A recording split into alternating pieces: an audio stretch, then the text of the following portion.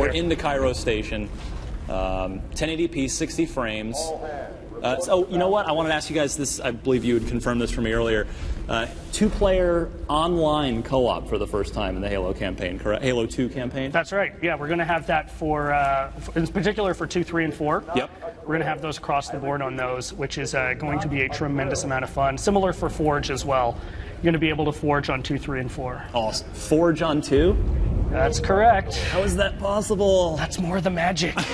Yeah, I know. I saw some speculation just before we got here, actually, like people wondering if we were doing Forge for those or not. And yeah, we absolutely are. Yeah, when I met with you guys just a few weeks ago, you hadn't confirmed it, and I put it in my. I have a big preview piece that breaks down everything on IGN right now. I need to actually go in and update that with some good news. I want to keep you going. Yeah, no, so absolutely. So when we spoke, what was it, 3 weeks ago? Yeah, something like that. We were close to locking it, but we weren't 100%. And between now and then, that has locked and confirmed. So, Dan and Frank, I want to have you talk us through here what's going on. Well, about the visual fidelity and exactly what's going on under the hood here. Caveat the whole thing. This is obviously work in progress. Sure. This is going to get better and better as we keep working through it. And there's definitely with this kind of development, there's a lot of layering that goes in, even more so than building a game from scratch. Yeah. And but we're pretty happy. There it is. Yeah, and it's funny. Sometimes the change is really jarring and frightening, but sometimes it's kind of testament to how well built the game environment was in the first place. And we saw that with the original Anniversary.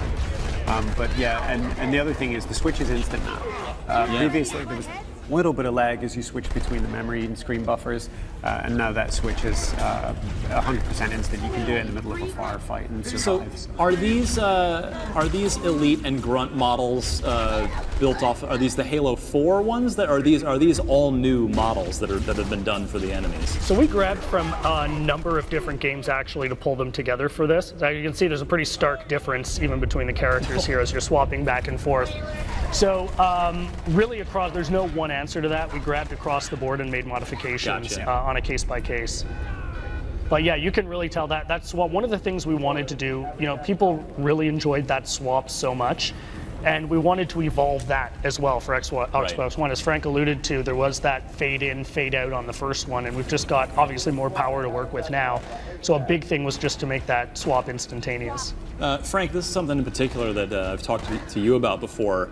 I'm curious, with the Halo 2 Anniversary in particular, was there ever any consideration or investigation done into the infamous E3 2003 single-player demo, that mission that never made the game. We talked about making that playable for this. Yeah, we talked about it. I think the problem is that in a very real sense, it's a completely different engine than all of the other ones. So you'd have to bubble off this segment of the engine.